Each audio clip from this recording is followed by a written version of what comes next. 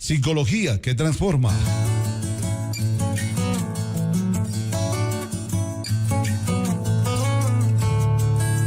Fantástica 92.1 presenta Psicología que transforma, un espacio creado para construir el desarrollo integral de nuestra comunidad.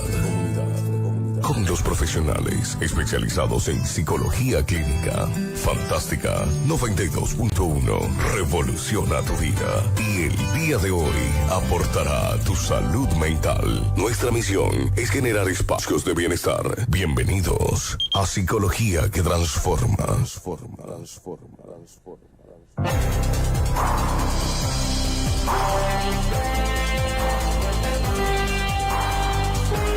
Señoras y señores, son las 8 de la mañana con 57 minutos, 8:57. Saludamos ya la presencia de la doctora Pamela Orozco Mendoza. Ella es parte del equipo de Narrativa Ecuador. Está lista para este espacio de Psicología que transforma, aquí a través de la señal de la Fantástica 92.1. Doctora, buenos días. Dice el adagio popular, al mal tiempo hay que ponerle buena cara, de tal forma que usted nos trae buenas y detalles muy interesantes para compartir esta mañana aquí con la audiencia de Fantástica 92.1.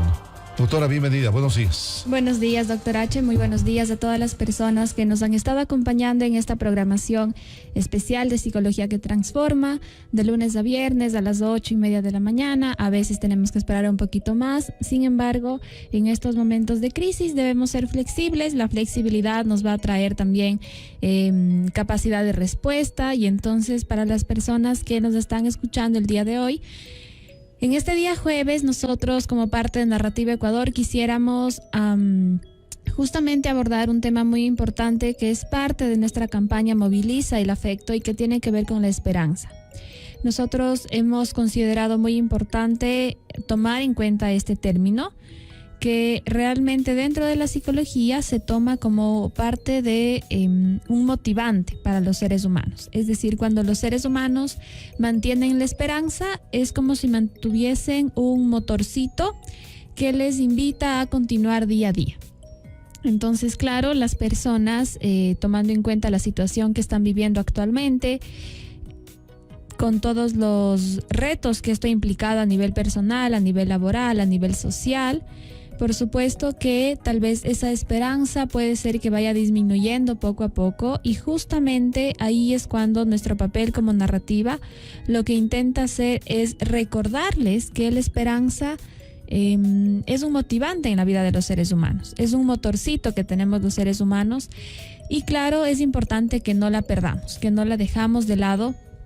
Que no la dejemos de lado, y también creemos que para ello es importante alimentar nuestra esperanza. Es decir, la esperanza no es algo que puede tan solo mantenerse con la decisión, ¿no? Sino que también tiene que ser, además de una decisión de deseo mantener mi esperanza, también tiene que irse alimentando poco a poco. Y claro, ¿cómo se puede alimentar poco a poco? A partir de movilizar el afecto.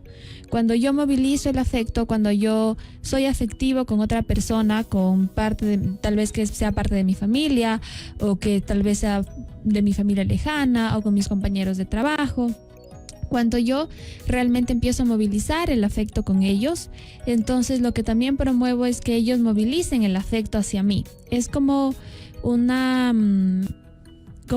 dinámica de respuesta mutua, por ponerlo así, ¿no?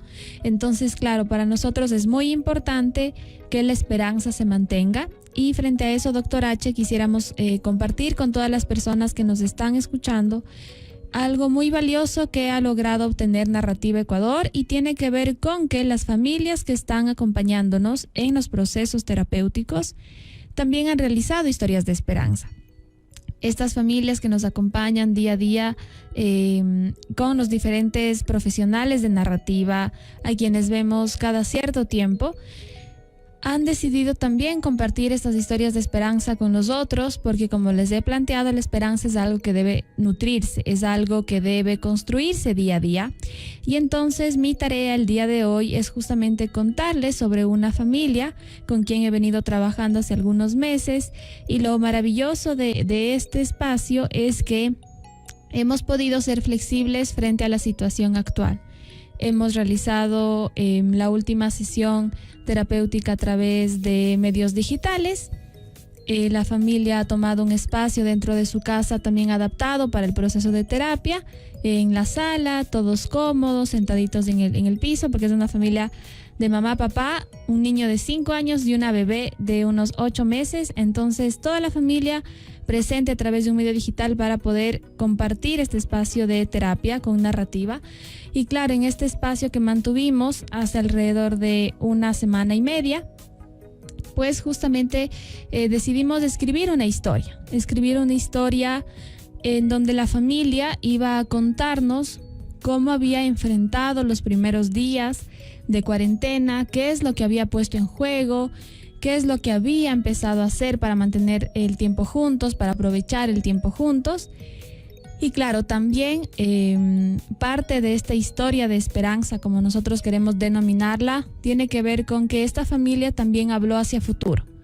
Y hablar hacia futuro es algo muy importante, porque tiene que ver justamente con mantener la esperanza, mantener las motivaciones. El hecho de que los seres humanos tengamos metas a futuro no es algo, no es una casualidad, más bien es parte también del desarrollo humano, y es una recomendación muy importante también de los profesionales en salud mental. Es importante que los seres humanos tengamos metas, y claro, esta familia también se planteó algunas metas a futuro y algunos sueños a futuro que realmente brindan todo una dinámica de esperanza. Y entonces, Dr. H, yo creo que es muy importante compartir con la población esta historia, porque justamente, como lo he planteado, es una historia de esperanza que merece ser escuchada, porque de esa forma es como las demás familias también podrán alimentarse y también pueden tener una idea de crear otras historias dentro de familia con los más pequeños de casa, porque al crear estas historias también les motivamos a nuestros niños, les mostramos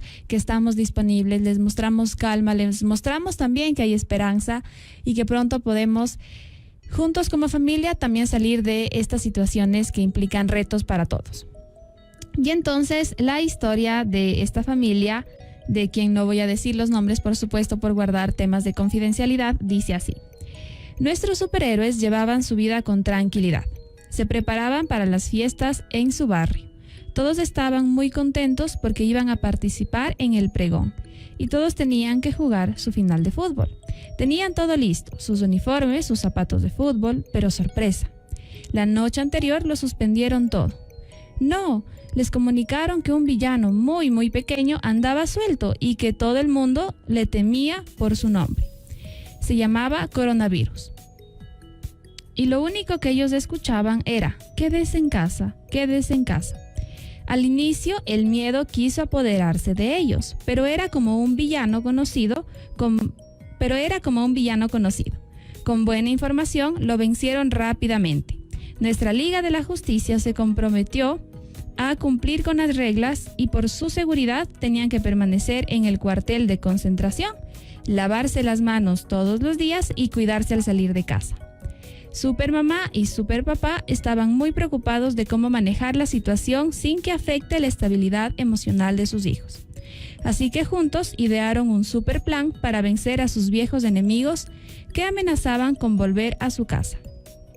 Estos eran el enojo, el aburrimiento, el miedo y la ansiedad. Y entonces la historia sigue. Batman es papi, Elastigirl es mami y Spider-Man es hijo y Jack es el bebé.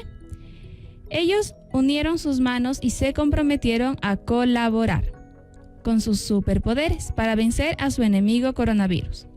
Así que durante 2 semanas todos ayudaban con la limpieza de su hogar, su higiene personal, cocinaban juntos, realizaban tareas escolares, jugaban a imitar animales, adivinaban películas y terminaban sus días con un reñido karaoke. Pasaron los días, las semanas, colaborando con la familia. el país y el mundo aprendió a colaborar, hasta que finalmente el coronavirus se rindió y desapareció. Nuestros superhéroes junto a otras superfamilias volvieron a encontrarse y disfrutar de una hermosa tarde en un parque. Y entre juegos y risas, nuestros superhéroes esperaban otro villano por derrotar. Colorín colorado, este cuento no ha terminado.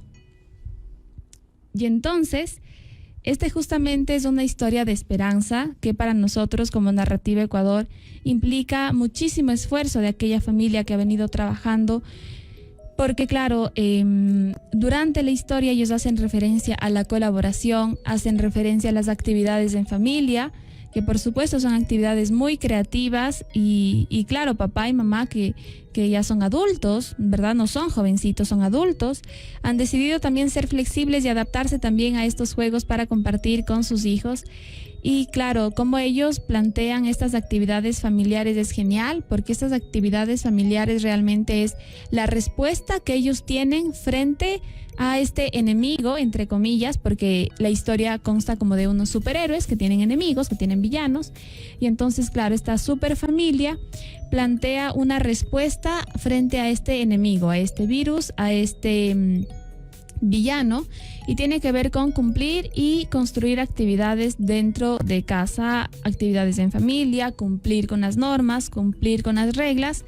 Y entonces para nosotros ha sido genial poder contar con esta historia, y también ha sido muy importante y esencial tener justamente la oportunidad de compartir esta historia con otras personas también y con otras familias, porque la esperanza es algo que se debe alimentar día a día, y justamente es algo que es un mensaje que nosotros quisiéramos compartir a la población, que tiene que ver con que la esperanza es un motivante, la esperanza necesita construirse, la esperanza necesita motivarse, y la esperanza implica metas.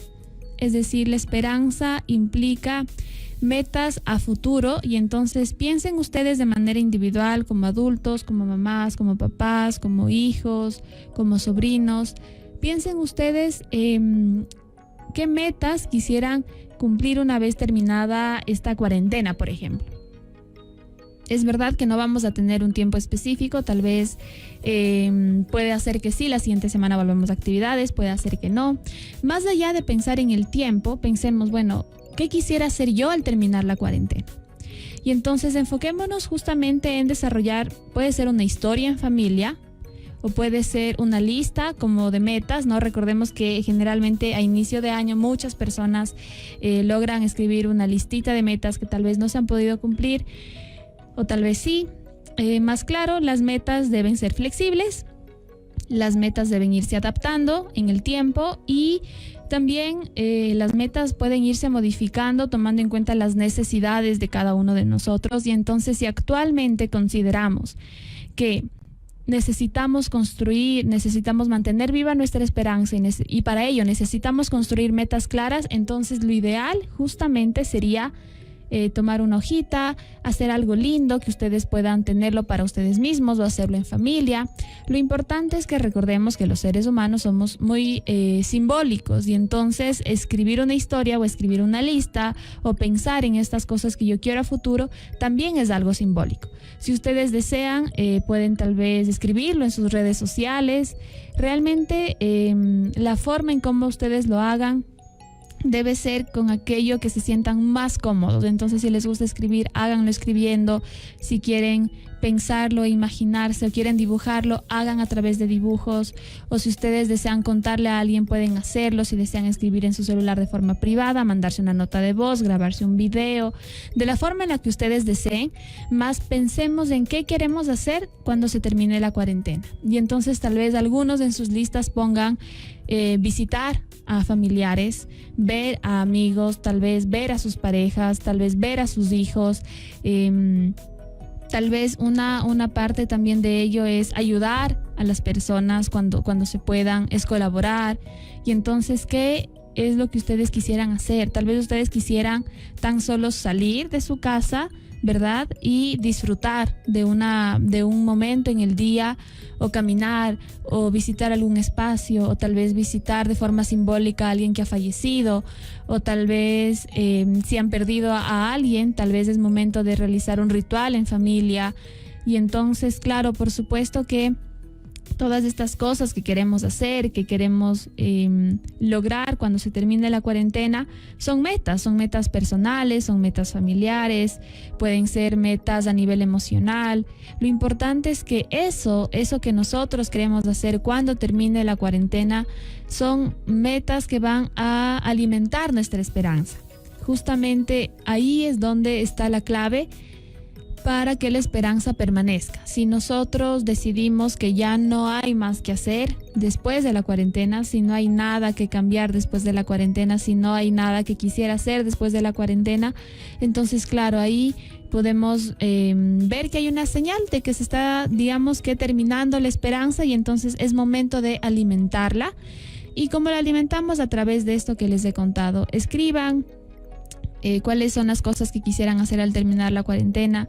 Algo muy importante también que implica mantener la esperanza es hablar sobre lo que uno está sintiendo actualmente, y entonces tal vez habrán cuestionamientos sobre qué pasa si nos volvemos a ver o si no nos volvemos a ver, o qué pasa si vuelvo a ver a tal persona que parece que está enferma, o tal vez tengo algún familiar que tiene algún contagio y entonces ¿será que le vuelvo a ver? ¿Será que no le vuelvo a ver? Realmente, y aquí les quiero contar que esto tiene que ver con una recomendación terapéutica, una recomendación de intervención psicológica por parte de la OMS, de la OPS y del Ministerio de Salud Pública del país, que tiene que ver con hablar de aquello que estamos sintiendo. Es decir, si ustedes tienen algún familiar, tal vez con contagio, con posible contagio, ustedes necesitan contarles qué es lo que están sintiendo, y tal vez pueden hablar de manera clara y decir: a mí me da miedo no volverte a ver, yo tengo tristeza porque no te puedo ver o porque no te puedo acompañar ahora que estás enfermo, o tal vez tienen otras enfermedades, otras dificultades, y debido a la situación no podemos ver a nuestras familias, a nuestros amigos cercanos, como decía, a muchas personas que pueden estar siendo significativas en nuestra vida y que no están cerca físicamente. Y entonces ahí es cuando se pone en juego la capacidad de los seres humanos de expresar aquello que necesitamos expresar porque lo estamos sintiendo. Y entonces esto también nos va a permitir de una forma genial manejar estos sentimientos de desesperanza, muchas veces estos sentimientos de frustración también, porque es importante decir lo que uno siente. Y entonces, aparte de construir una listita de metas, o escribir o pensar o dibujar sobre las metas que queremos lograr, aquellas cosas que queremos hacer una vez que se termine la cuarentena, también les motivo por otro lado que puedan comunicarse con aquellas personas que son importantes en su vida, que son significativas en su vida, y decirles lo que ustedes sienten con respecto a esa relación en específico, ¿no? Tal vez pueden decir, necesito tener la certeza de que te voy a ver y no la tengo, y entonces me preocupa o me preocupa, o será que le vamos a ver a la abuelita cuando termine esto. Y entonces todas esas dudas, todos esos pensamientos, es importante comunicarlas, es importante comunicarle a esa persona directamente, porque realmente ahí es cuando nosotros podemos generar un proceso de nuestras emociones. Justamente ahí desarrollamos un procesamiento emocional, ahí es cuando vamos sanando también, porque claro, tomemos en cuenta que actualmente, frente a la situación que estamos viviendo, hay varios casos de personas que tenían alguna patología y que debido a que los sistemas de salud están realmente repletos, a veces no pueden acceder. Hay otras personas que han estado falleciendo en varias ciudades por diversas causas, no solo por el COVID-19, sino por diversas causas, y el no haber estado cerca de estas personas a su momento para compartir tal vez la enfermedad, compartir los últimos momentos, por supuesto que puede afectar también a los procesos de duelo de las personas.